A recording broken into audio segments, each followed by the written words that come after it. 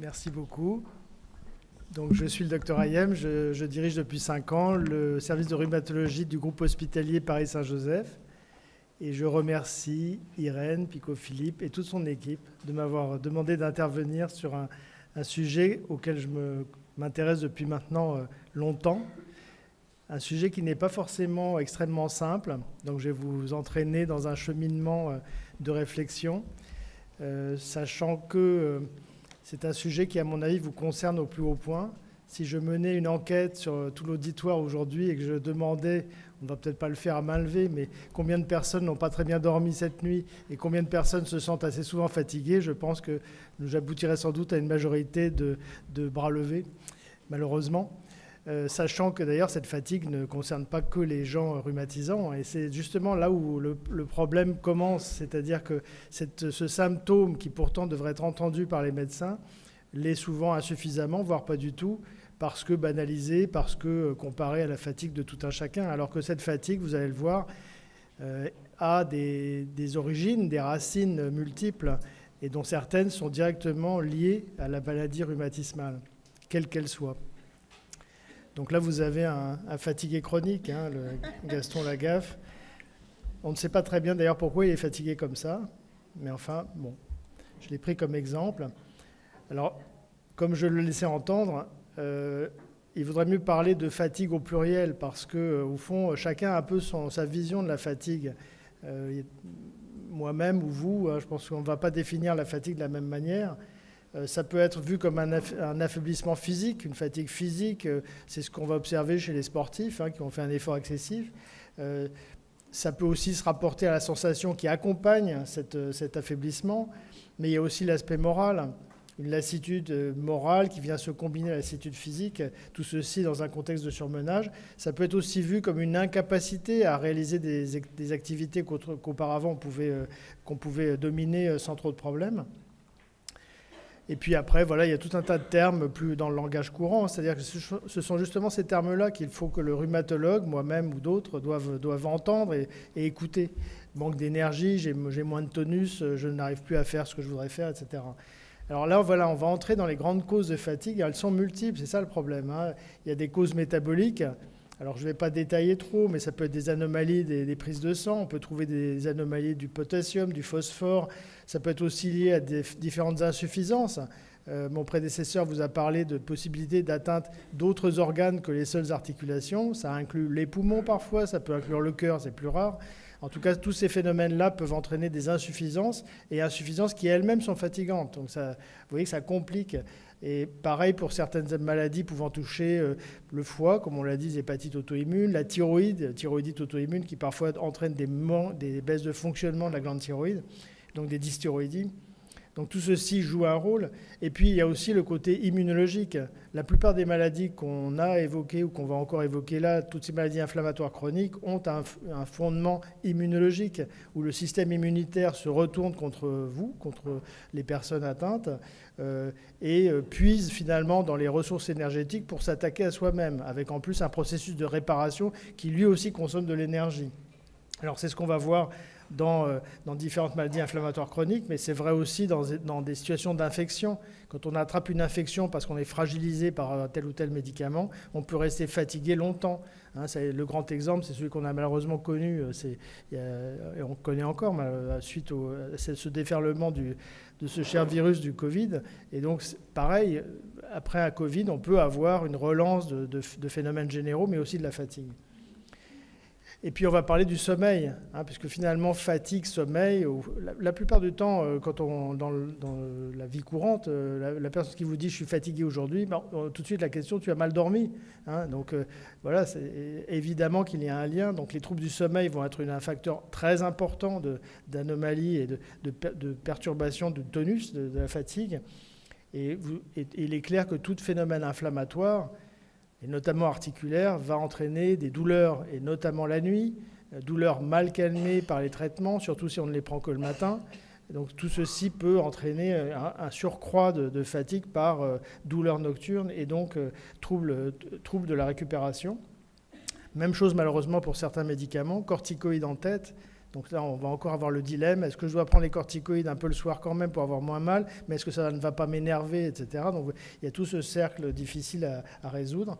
Et puis il y a le phénomène aussi psychologique, purement psychologique. Être atteint d'une maladie dont on a juste avant moi parlé de la chronicité, malheureusement c'est une source de baisse de morale, et cette baisse de morale peut aussi altérer le sommeil. Et ça devient une sorte de cercle vicieux, ce d'autant qu'après il y a tous les phénomènes de difficulté à assumer sa vie courante, sa vie professionnelle, sa vie sociale, sa vie ludique, etc.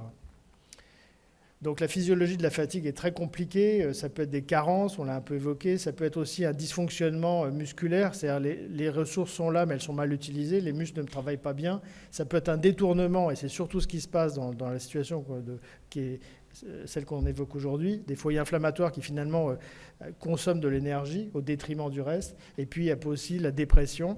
Là, on va aussi évoquer le rôle de l'activité physique comme bienfaitrice par rapport à certaines maladies chroniques inflammatoires. Donc vous voyez, c'est ça. C'est simple. Tout ce qui peut entraîner de la fatigue. Je n'ai pas parlé des facteurs extérieurs, climatiques. On traverse une période qui est extrêmement merveilleuse d'ensoleillement continuel. Et on peut dire que ça ne favorise pas non plus ni le moral. Et beaucoup de gens, beaucoup de patients vont nous rapporter que leur douleur s'intensifie durant ces périodes-là. C'est d'ailleurs un aspect aussi très difficile à appréhender de façon, disons, sélective, parce que ça s'entremêle avec d'autres facteurs psychologiques et peut-être probablement immunologiques aussi. Donc, vous voyez qu'à chaque fois, au fond, c'est une sorte d'ensemble de phénomènes qui vont complexifier l'approche du médecin, un peu par faute de temps, mais aussi par faute de connaissances parfois, ou par faute d'écoute. Donc il faut essayer de prendre un peu plus son temps, écouter un peu plus, et puis éventuellement essayer de discerner parmi tous ces éléments ceux qui éventuellement prédominent pour un patient donné. Ça rejoint ce qu'on disait à propos des traitements tout à l'heure, c'est-à-dire essayer de disséquer une situation. C'est un peu le rôle du médecin quand même, de disséquer le problème et de voir comme un puzzle, voir quelles sont les pièces principales du puzzle et de peut-être mettre momentanément de côté celles qui paraissent moins importantes ou même complètement indépendantes et venant d'un autre puzzle. Alors, on peut évaluer la fatigue.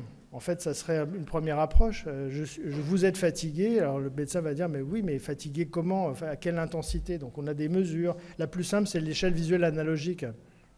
C'est quoi ? C'est EVA, c'est 0 à 10. Dites-moi si vous êtes en pleine forme, c'est 0, ou horriblement fatigué, c'est 10. Et est-ce que vous vous situez à peu près à quel niveau ? C'est une première approche. Alors après, vous avez des échelles plus complexes que je ne vais pas vraiment détailler là. Celle-ci, la fatigue est assez détaillée, assez précise, et elle s'applique bien à la plupart des rhumatismes inflammatoires. Et puis il y en a d'autres. Bon, il y a des échelles aussi multidimensionnelles. Bon, je passe, sinon je vais vous fatiguer vous-même. Voilà, vous voyez, il y en a beaucoup. Il y en a même pour la pédiatrie. Il ne faut pas oublier les rhumatismes infantiles, évidemment. Heureusement qu'ils ne sont pas trop présents ici, mais ça existe. Alors voici le facit fatigue. Alors c'est en anglais, je suis désolé, mais donc il y a une série de questions où je peux en prendre une ou deux. Je me sens fatigué, je manque d'énergie, ou au contraire j'ai de l'énergie, je me sens trop fatigué pour manger. Enfin, il y a différents items et donc on remplit, c'est oui, un peu, beaucoup, énormément. Alors on va entrer un peu dans le cœur du sujet, c'est-à-dire les maladies qui vous concernent. Donc les plus fréquentes sont la polyarthrite rhumatoïde avec le syndrome de Gouge-Rossequin, soit associé, soit indépendamment. Et on va voir que ces deux maladies sont fatigantes. La fatigue dans la polyarthrite rhumatoïde, vous voyez, c'est presque toujours au-dessus de 50%. Alors il y a des différences en fonction du sexe, de l'âge, des activités quotidiennes. Il y a de fréquents troubles du sommeil. Et donc voilà, encore une fois, on tire une sorte de pelote et vient tout de suite le problème du sommeil qui arrive derrière. Et puis il y a des interférences avec d'autres problèmes qui sont intriqués fréquemment à la polyarthrite. Le syndrome de Gouge-Rossequin qui peut coexister et qui en lui-même est une source de fatigue. Et puis un phénomène aussi moral. J'ai une maladie, on m'annonce qu'elle est chronique, les traitements, ça ne va pas être simple, il y a des effets secondaires, ça peut me fatiguer, donc évidemment, j'ai moins bon moral forcément. Et puis, ce dont on parle, mais un peu à toutes les sauces, c'est la fibromyalgie. Il existe effectivement des phénomènes fibromyalgiques dans certaines maladies inflammatoires chroniques, mais en réalité, pas très souvent dans la polyarthrite rhumatoïde. Et donc, il y a des liens, fatigue, douleur, dépression, tout ceci. Pour vous, d'ailleurs, c'est intéressant de voir que ce qui importe aux yeux des patients ou de leurs aidants, par rapport à ce qui importe aux yeux du médecin, il y a une discordance. On n'est pas forcément, en tout cas les études le montrent, en parfaite phase. Hein. On n'est pas non plus en opposition de phase, mais il y a parfois des dissonances, on va dire. Et donc, par exemple, l'élément le plus important aux yeux des patients, c'est une étude là, qui date un petit peu, mais c'était, une fois sur 4, c'est la douleur qui sortait comme principal élément. Donc c'est qui tenait la corde, le handicap, mais vient après la fatigue. Finalement, la fatigue, c'est le troisième élément qui est rapporté comme important aux yeux des patients. Et finalement, l'intensité de la fatigue, elle se compare à d'autres maladies où la fatigue est quasiment le maître symptôme, le syndrome de fatigue chronique. Le niveau de fatigue dans la polyarthrite rhumatoïde non soignée ou incorrectement soignée équivaut à peu près au niveau qu'on observe dans les syndromes de fatigue chronique, avec évidemment un fort impact sur la qualité de vie. Et ce qui est intéressant, mais là encore c'est une étude un peu ancienne, c'est bizarre, d'ailleurs ça m'a un peu surpris, c'est que le niveau de fatigue pouvait aussi s'observer dans d'autres maladies non inflammatoires comme l'arthrose. Donc ça veut dire qu'au fond, même des maladies jugées non inflammatoires, pourtant fatiguent aussi dans certains cas. Donc il y a une corrélation entre fatigue et activité au sens activité inflammatoire de la maladie, ça a été bien démontré. C'est aussi très corrélé avec le jugement global du patient, c'est-à-dire le ou la patiente qui juge sa maladie, en fait, va évaluer à peu près au même niveau la fatigue. C'est très corrélé.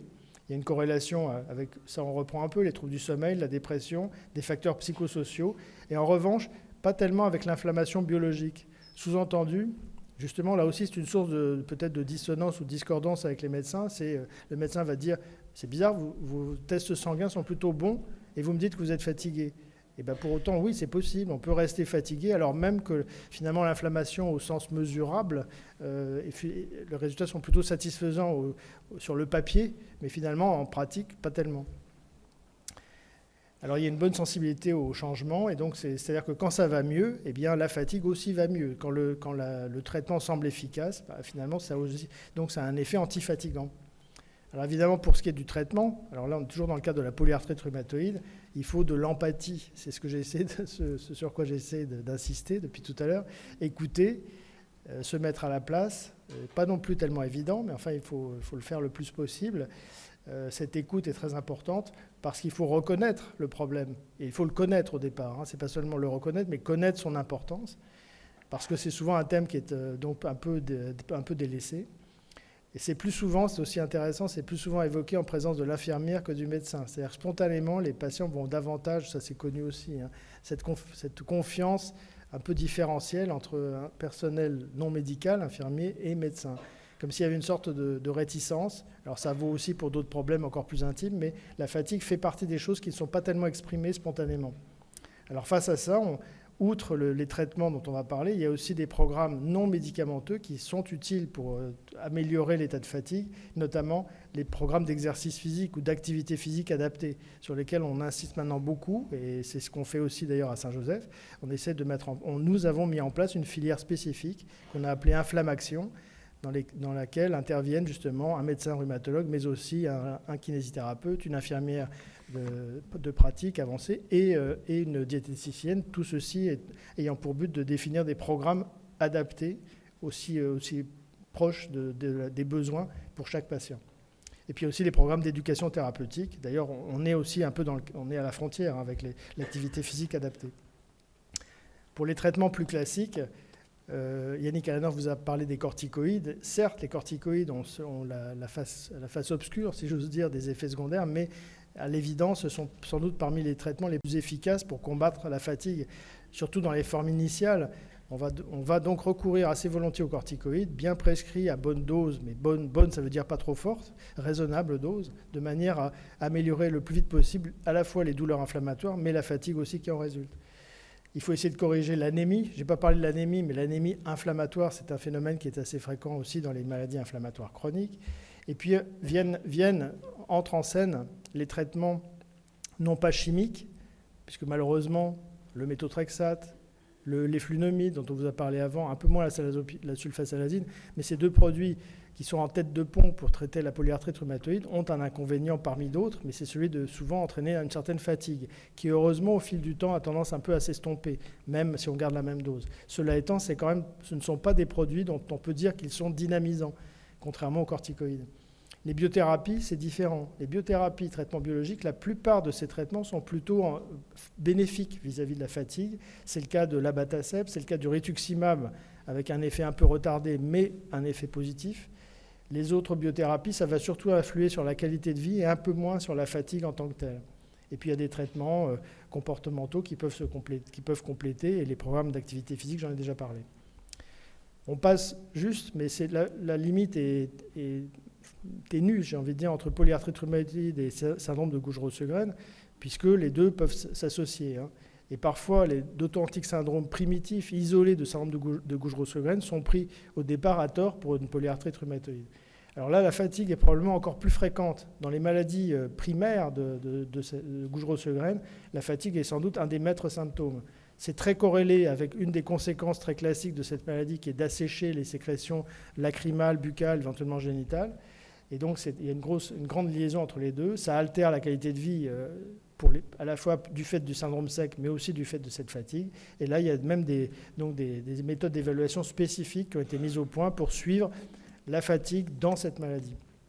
On peut prédire la survenue de la fatigue par d'autres facteurs qui sont donc associés, l'importance des douleurs, le sentiment d'impuissance, parce que malheureusement, c'est vrai, les traitements, y compris les biothérapies, sont parfois un peu décevants dans ces maladies, et puis l'état moral.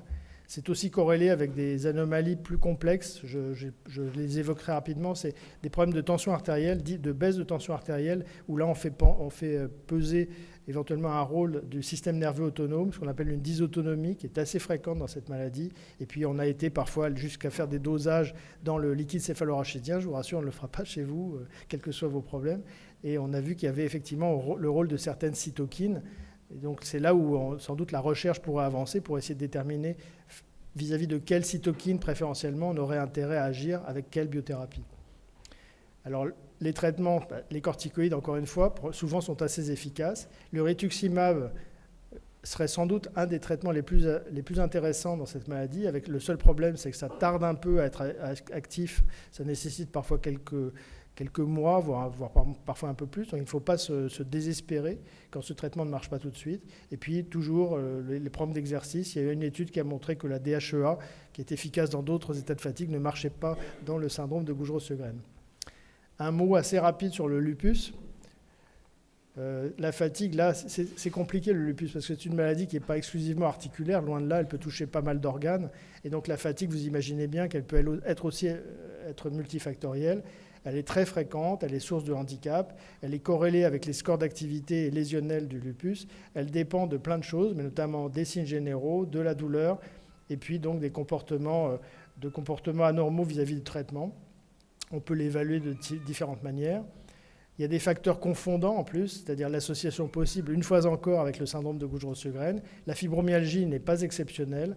Il y a les insuffisances d'organes, cœur, poumons, reins, dépression assez fréquente, et puis certains médicaments qui peuvent aussi altérer la vie courante, notamment par l'impact sur le sommeil, avec souvent une somnolence.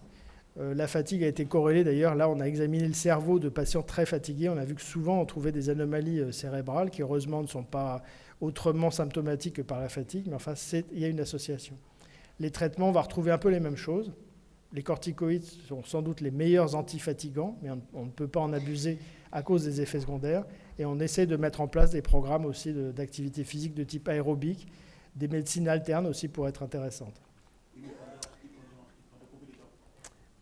On le dira peut-être à la fin, si vous voulez. Je retire la question. Et là, on passe à la deuxième catégorie, pour ceux qui ne dorment pas encore, les troubles du sommeil. Les troubles du sommeil, c'est très compliqué aussi à définir. On va voir tout de suite... Si la personne qui a son téléphone qui sonne sans arrêt pouvait sortir, ça serait très aimable, s'il vous plaît. L'insomnie... Donc ça reste le trouble le plus fréquent parmi les différents troubles du sommeil. Évidemment, le retentir, c'est une sorte de boucle vicieuse, c'est-à-dire que plus on est fatigué la journée et moins bien on va dormir, etc. Et donc il y a une approche diagnostique et thérapeutique qui est très importante, qui parfois, pas toujours, mais qui doit faire intervenir parfois les neurologues, voire les psychiatres. Il faut aussi tenir compte de la qualité de vie en général des patients par rapport à ce trouble du sommeil. Quand on prive quelqu'un de sommeil, plusieurs jours de suite. C'est des expériences qui sont faites parfois qui ont été faites chez les soldats, par exemple, les militaires. On déclenche presque systématiquement un état de douleur diffuse qui ressemble à la fibromyalgie. Il suffit de 2 jours d'insomnie induite, si vous voulez, pour entraîner ce genre de problème. Bien sûr, la fatigue et l'irritabilité, des maux de tête. Et donc, c'est un comportement, évidemment, qui est malheureusement de plus en plus fréquent dans nos sociétés en général, c'est-à-dire le recours aux écrans avant de dormir, plus ou moins longtemps avant de se coucher. Et quand on regarde, finalement, si le problème de sommeil est un problème de santé au sens large, là je sors des rhumatismes inflammatoires, mais plus globalement, ça représente 6% des motifs de consultation, ce qui est quand même assez conséquent, avec toutes les conséquences personnelles et sur le travail, y compris accidents de travail plus fréquents, avec un risque de retentissement sur d'autres systèmes du corps, risque de diabète, risque de surcharge pondérale, peut-être même risque de cancer, risque de désordre tensionnel. Donc là, on a classé les troubles du sommeil. Ça, je vais passer. Alors, c'est pour vous montrer juste que c'est très compliqué. Les somnologues, parce que maintenant, c'est une spécialité, la somnologie, c'est-à-dire la science du sommeil, qui dépend à la fois des pneumologues et des neurologues. Eh bien, ces collègues se sont mis d'accord pour définir un certain nombre de troubles, jusqu'à 50, mais qui heureusement sont regroupés en un nombre restreint de catégories, 6 catégories que vous voyez citées là. Et puis aussi les insomnies comorbides, c'est-à-dire celles où l'insomnie à première vue ou après décortication est liée à la maladie sous-jacente. Donc elle peut être quantifiée, l'insomnie. Donc ça, vous allez peut-être vous reconnaître. Latence d'endormissement supérieure à 30 minutes ou bien des éveils nocturnes d'une durée globale totale de plus de 30 minutes. Et, donc ça c'est les premiers A, B, C, ou, et une fréquence d'au moins 3 fois par semaine de ces phénomènes, et la présence de ces difficultés depuis au moins 1 mois. C'est-à-dire que ce n'est pas une insomnie passagère parce qu'on s'apprête à passer un examen, par exemple, des choses comme ça. Non, il faut que ça dure depuis un moment. Et il y a d'autres critères qui sont moins capitaux. C'est l'éveil matinal d'au moins 30 minutes avant l'heure désirée et une durée totale de sommeil inférieure à 6,5 heures, en sachant que les besoins en sommeil sont extrêmement variables d'une personne à l'autre. Il y a des extrêmes. Il y a des gens qui sont capables de récupérer sans aucun problème avec seulement 3 ou 4 heures de nuit. Et au contraire, ceux qui sont hypersomniaques, qui ont besoin de 12 heures par nuit. Donc, ce qui est très difficile à corriger, parce que c'est une sorte, là, c'est probablement en partie génétique. Donc, en pratique, pour simplifier, c'est avoir un trouble du sommeil parmi ces 3-là, difficulté d'endormissement, réveil nocturne ou réveil trop précoce, au moins 3 fois par semaine depuis au moins 1 mois, avec des répercussions sur la vie du jour, diurne. Donc ça, on peut passer, je pense. Alors ça aussi c'est trop long, mais c'est pour vous dire que toutes les conséquences, vous voyez, elles sont listées, elles sont nombreuses. Fatigue, malaise, troubles de l'attention, troubles du fonctionnement social, mauvaise performance scolaire pour les étudiants ou les élèves, troubles de l'humeur, somnolence diurne, réduction de la motivation, tendance aux erreurs, aux accidents de travail ou en conduisant, céphalée de tension, des maux de tête le matin notamment, et puis après le cortège de phénomènes plutôt d'ordre moral avec des préoccupations, des ruminations à propos du sommeil. Alors la prévalence, là on rentre de nouveau dans le cadre des rhumatismes inflammatoires chroniques, donc des RIC.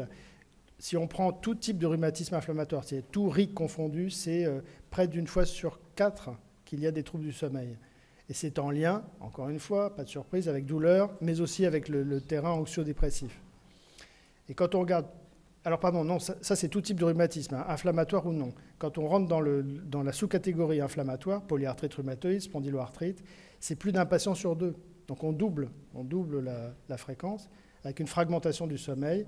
Et là encore, le lien avec donc les douleurs, les troubles de l'humeur et l'activité propre de la maladie. Il y a des données donc, qui sont un peu subjectives. On trouve des insomnies d'endormissement, difficulté à trouver le sommeil, des personnes qui se plaignent de toute façon d'une mauvaise qualité de leur sommeil et d'un sommeil non réparateur. Alors objectivement, vous allez voir qu'il y a des moyens d'évaluer la qualité du sommeil. Il y a les montres connectées, mais c'est assez approximatif. Et puis, on a des outils beaucoup plus précis et complexes, mais qui ne sont pas très agréables pour le patient. C'est au maximum la polysomnographie. Donc, je vais vous montrer un exemple après. L'actimétrie, c'est juste les mouvements durant le sommeil. Et donc, schéma qui ressemble à celui de la fatigue, où on va retrouver pas tout à fait les mêmes choses. Je pense que vous n'avez pas mémorisé le schéma numéro 1, mais vous le retrouvez dans la captation. Les troubles du sommeil dépendent de plein de choses aussi.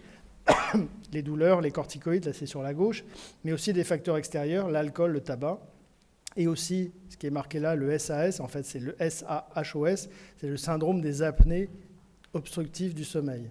Ça, on va en parler juste après. Le stress, le surmenage, la dépression jouent aussi un rôle. Donc vous voyez, là encore, nécessité de décortiquer, et ça c'est le rôle plus du somnologue avec lequel nous essayons maintenant de travailler main dans la main. Il y a des questionnaires. Donc ça, c'est une première façon aussi de s'auto-évaluer. Il y a des questionnaires ou pour le médecin somnologue d'évaluer la situation de son patient. Je ne les détaille pas. Il y en a, vous voyez, beaucoup. Celui qui est le plus utilisé, c'est ce qu'on a pour le syndrome des apnées du sommeil, c'est ce qu'on appelle le stop bang. Et donc ça, c'est l'échelle de somnolence dans la journée, qui est l'échelle d'Epworth, où là, vous avez tout un tas une série de questions auxquelles on répond. J'ai une chance de somnoler, une faible chance de m'endormir, une chance modérée de m'endormir ou de fortes chances de m'endormir lorsque je suis assis en train de lire, en train de regarder la télé, etc., en train d'écouter le docteur Hayem. Non, ça, c'est pas parti. Et alors, focus sur la maladie qui probablement maintenant tient la vedette, si j'ose dire, dans somnologie, c'est le syndrome des apnées, hypopnées du sommeil. Une apnée au cours du sommeil, c'est défini par quoi? C'est par une cessation complète du flux aérien naso-buccal vers le poumon d'au moins 10 secondes. Alors il faut pas confondre, mais ça c'est un schéma, c'est juste pour rappeler qu'on peut avoir des apnées d'origine centrale. Quand c'est central, c'est le cerveau qui ne commande pas bien, enfin le centre du sommeil qui est situé en dessous du cerveau, qui ne commande pas bien la respiration. En réalité, la plupart du temps, c'est dans le côté droit, c'est un blocage qui se situe là, au niveau du carrefour laryngo-pharyngé, où il y a un obstacle qui va créer en fait un blocage et des efforts, mais inopérants malheureusement, pour justement faire passer l'air. Et c'est dans ce cas-là, dans les deux cas, on a de l'apnée, mais l'apnée, c'est soit la commande, soit là un blocage. Et la plupart du temps, il s'agit de blocage, c'est-à-dire d'apnée obstructive. Donc l'apnée obstructive, c'est l'occlusion des voies aériennes supérieures avec la persistance d'efforts respiratoires. C'est-à-dire la personne dort, mais elle lutte pour essayer de faire passer l'air quand même. L'apnée centrale, c'est autre chose. Alors parfois, c'est mixte, c'est les deux à la fois. L'hypopnée, c'est la même chose, mais en moins, en moins grave. Et donc le syndrome des apnées du sommeil, le vrai syndrome, il faut avoir un index d'apnée ou d'hypopnée qui est donc supérieur à 5, mais ça devient grave quand on en a plus de 30 par heure. Et donc la plupart sont obstructifs. Alors qu'est-ce que ça donne? Ça donne des conséquences dans la journée. Dans la journée, donc la symptomatologie diurne, c'est une somnolence diurne excessive, des risques d'accidents, un ralentissement de la mémoire, de l'attention, de la concentration, donc des accidents de voiture, etc. Un syndrome dépressif ou ce qu'ils appellent subdépressif, c'est-à-dire on est triste, mais on arrive quand même encore à poursuivre son activité, puis souvent des maux de tête, et notamment le matin. La nuit, qu'est-ce qu'on a? La nuit, c'est souvent des ronflements, ce sont souvent des ronfleurs anciens et sonores. Le conjoint ou la conjointe peut avoir constaté des pauses, un sommeil qui est souvent agité, non récupérateur, des cauchemars, des asphyxies nocturnes et souvent une polyurie, être obligé de se lever la nuit 2 ou 3 fois pour uriner. Et malgré ça, malgré le fait que tous ces phénomènes sont assez faciles à repérer, le diagnostic reste souvent tardif. Alors on demande aux gens parfois, quand on suspecte ce genre de problème, la personne peut tenir un agenda de son sommeil. Il y a aussi des montres pour l'actimétrie, les activités durant le sommeil, qui sont aussi un reflet indirectement de troubles du sommeil. Et ça, voilà, ce dont je parlais juste au début là, de ce chapitre, c'est la polysomnographie. Alors, se voir équipé de cette manière, c'est pas très emballant, mais c'est la seule façon correcte et complète d'évaluer le sommeil de quelqu'un. Nous avons initié une étude, là, justement, à Saint-Joseph sur ça, dans le rhumatisme psoriasique, en particulier aussi un autre syndrome plus rare, syndrome SAPHO. Et les gens, finalement, se prêtent assez bien à cette étude pour peu qu'ils se disent fatigués et qu'on ne comprenne pas très bien pourquoi. Donc les 5 niveaux d'évaluation, c'est l'activité cérébrale, l'électroencéphalogramme, le mouvement oculaire, l'électrooculogramme, l'activité musculaire, l'électromyogramme, cardiaque, l'électrocardiogramme et la fréquence respiratoire. Pardon. Et donc on a de cette façon la possibilité d'apprécier l'architecture du sommeil pour savoir si la personne respecte des phases normales du sommeil jusqu'au sommeil paradoxal ou bien non. Alors, quand on regarde ce qui se passe en population générale, on observe que si on parle, là c'est sur un autre questionnaire, un questionnaire de Berlin, 26% en population générale, ce sont souvent des hommes, souvent en surpoids et souvent qui somnolent dans la journée. Quand on s'intéresse aux gens souffrant de polyarthrite rhumatoïde, il y a un surrisque de 50%. Là encore, plutôt des hommes, plutôt un lien avec le surpoids, l'obésité, aussi un lien avec l'hypertension artérielle, davantage de fatigue, et seulement 20%, c'est peut-être mieux maintenant, mais seulement dans cet article, seulement 20% étaient diagnostiqués. Donc c'est peu pris en compte dans les essais thérapeutiques, malheureusement. Ça ne fait pas encore partie des choses systématiquement testées dans les essais dont vous parlez aussi, Yannick, juste avant. Les biothérapies, pourtant, montrent qu'elles sont efficaces sur la qualité du sommeil et aussi la réduction de la somnolence dans la journée. Donc finalement, est-ce qu'on est en terre inconnue?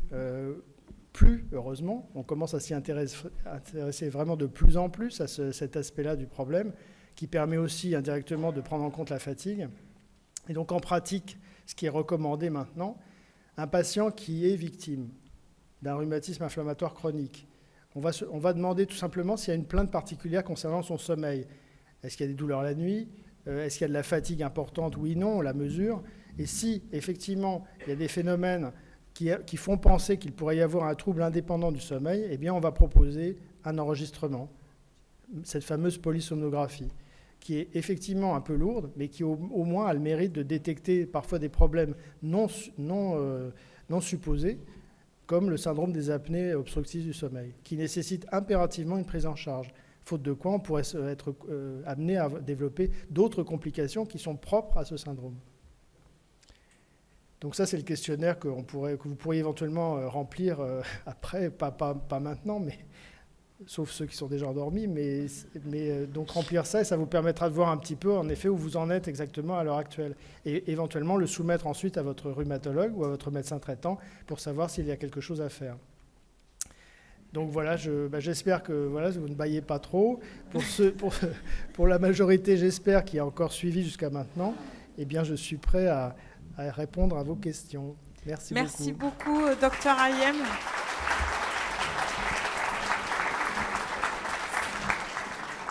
Votre intervention, elle est importante pour les malades parce que souvent, on a une forme de culpabilité par rapport à cette fatigue qu'on n'explique pas et vis-à-vis de l'entourage, etc. Et là, vous objectivez le fait qu'elle puisse être vraiment associée au rhumatisme inflammatoire chronique. Et je pense que pour beaucoup de malades, ça apporte une forme de soulagement quelque part, de savoir que ça commence à être reconnu par les médecins. Donc on va passer aux questions avec la salle. Bonjour. Bonjour. Donc j'avais une question par rapport au traitement pour l'insomnie. Est-ce que vous avez tendance à prescrire plutôt tout ce qui est hydroxyzine en plus de la mélatonine ou autre, ou est-ce qu'il y a des traitements particuliers? Et pareil pour la fatigue diurne, est-ce qu'il y a des remèdes entre guillemets autres que les vitamines, magnésium et tout ça? Alors, votre question souligne le fait que j'ai abordé le traitement sous l'angle indirect finalement du traitement du rhumatisme qui s'associe au problème de sommeil. Mais c'est vrai qu'il faudrait aussi réfléchir à des traitements spécifiques du sommeil. Ça, c'est un peu plus compliqué. D'abord, je ne me sentais pas forcément, à même de couvrir cet aspect-là. Mais là, vous parlez de l'hydroxyzine, qui est un antihistaminique dont les vertus sont pas seulement d'être anti-allergique, mais aussi un peu somnifère. Donc c'est vrai que c'est un des produits qu'on va plutôt privilégier par opposition à la grande catégorie très classique, malheureusement, des benzodiazépines, qui sont certes d'assez bons somnifères, mais qui ont l'inconvénient de ne pas entraîner un sommeil d'architecture tout à fait normal. Et deuxième problème, qui est peut-être le plus important, c'est d'entraîner un état de dépendance assez rapidement et d'assuétude qui fait qu'on a du mal à les arrêter, ces produits-là.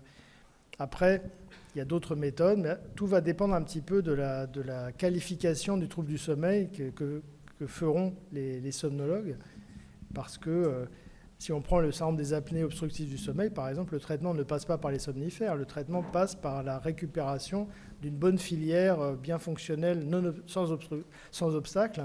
Et donc, c'est plutôt l'appareillage au maximum, et parfois, il y a d'autres moyens. L'appareillage, c'est l'appareil de pression positive, qui n'est pas pas folichon pour les gens qui l'utilisent, mais qui au moins restaure un sommeil de bien meilleure qualité. Après, il y a des systèmes d'orthèse qui peuvent aussi fonctionner, puis il y a parfois une chirurgie qui est possible du voile du palais. Et sinon, alors pour des troubles qui sont liés plus à un problème d'architecture, mais sans apnée obstructive, c'est vrai que là, c'est un peu compliqué, parce qu'il faut en effet éviter l'écueil de produits qui vont certes améliorer apparemment la situation, mais qui en fait n'auront pas d'effet très, très intéressant sur le plan des conséquences diurnes. Et parfois même le contraire. Merci. D'autres questions ? Alors, ma question va concerner le sommeil partie profonde.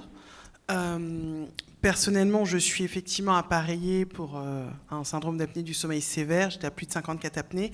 Pour autant, la qualité de mon sommeil, malgré l'appareillage, ne s'est pas améliorée. Et j'ai un sommeil profond qui est vraiment très, très, très court. Donc, ma question était de savoir, est-ce que selon vous, il y a des possibilités, il y a des traitements, il y a des choses qui peuvent permettre de gagner en sommeil profond ? Question compliquée. Alors, j'imagine parce que lorsqu'on est appareillé, il y a donc un prestataire qui vérifie que le dispositif, que l'appareillage fonctionne correctement et que le résultat est au rendez-vous en termes de suppression des épisodes apnéiques. Après, parfois, effectivement, malgré ce résultat apparemment favorable, le sommeil ne récupère pas une architecture tout à fait satisfaisante. Là, je suis désolé, mais je vais jouer un joker, le premier, j'espère le seul, parce que je pense que là, il faudrait voir vraiment le ou la somnologue pour savoir si un autre traitement additionnel, probablement, se justifie ou pas. Alors, il y a une question ici, là-bas. Ah, donc là. Bonjour. Micro. Il faudra un micro par ici après, s'il vous plaît. Comme je ne vois pas. Alors la personne est oui, là. je vais me lever. Bonjour, docteur.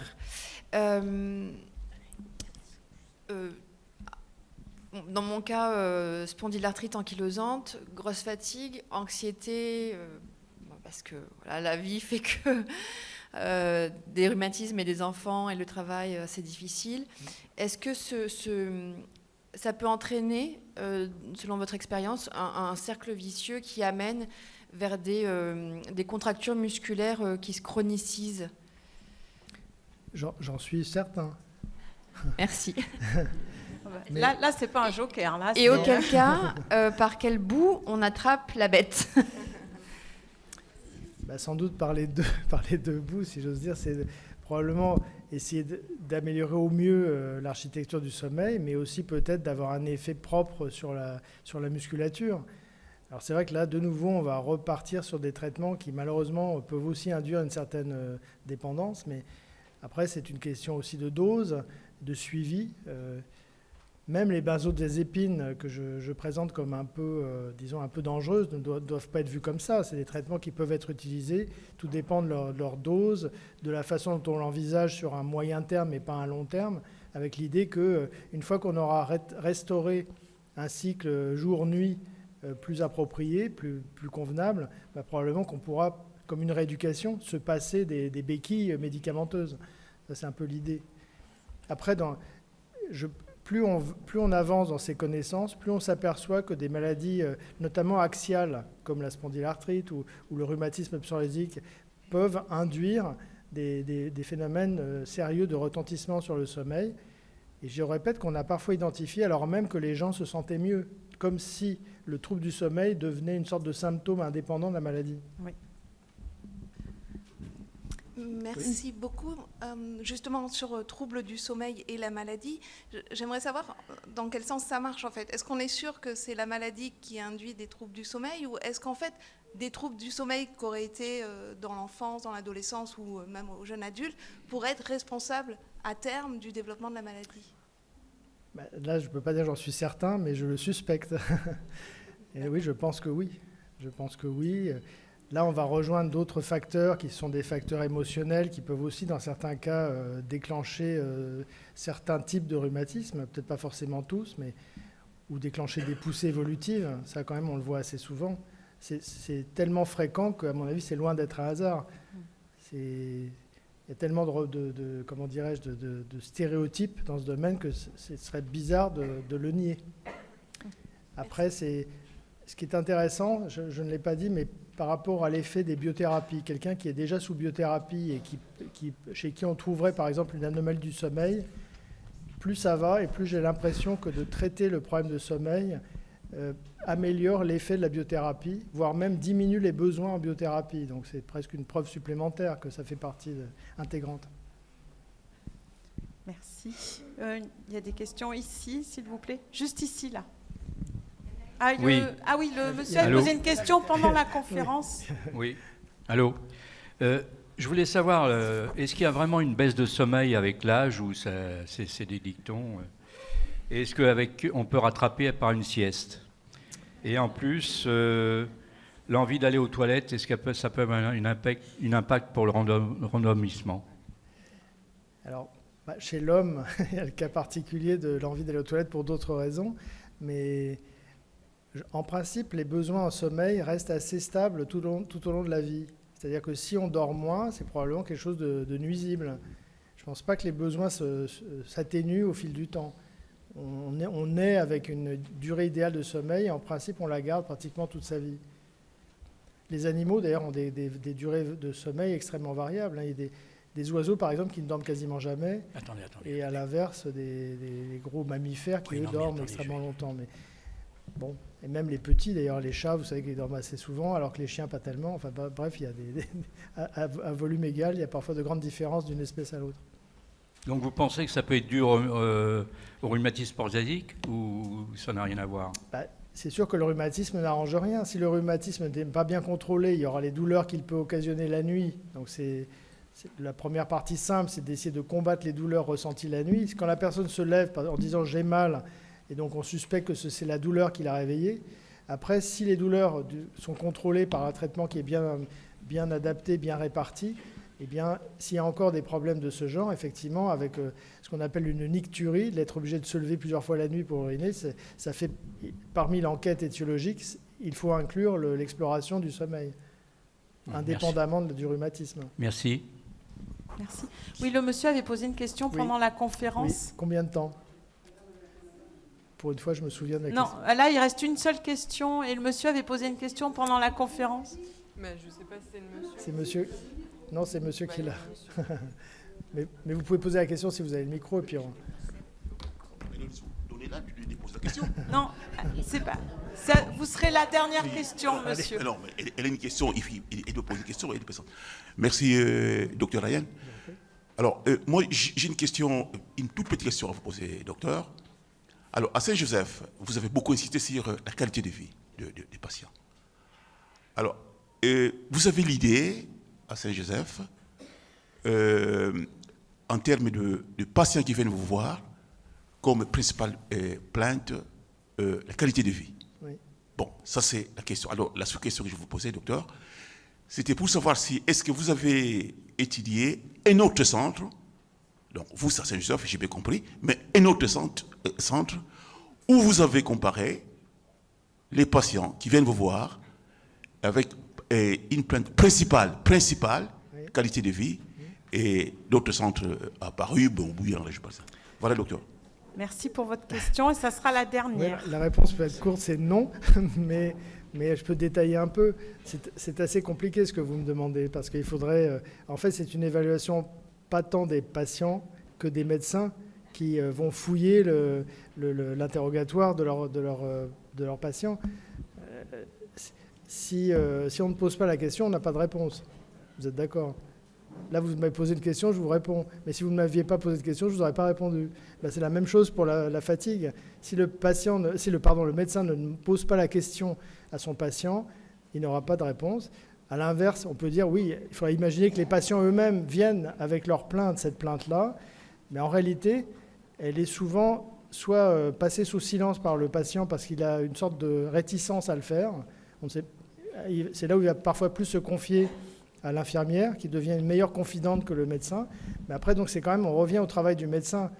Je ne veux pas non plus accuser tous les médecins de n'écouter personne, mais il faut que le médecin, à un moment, écoute un peu son patient. Voilà. Je plaide pour l'écoute. C'est une belle conclusion, docteur Ayem, voilà, qui plaide pour l'écoute des patients par les médecins. On ne pouvait pas rêver mieux.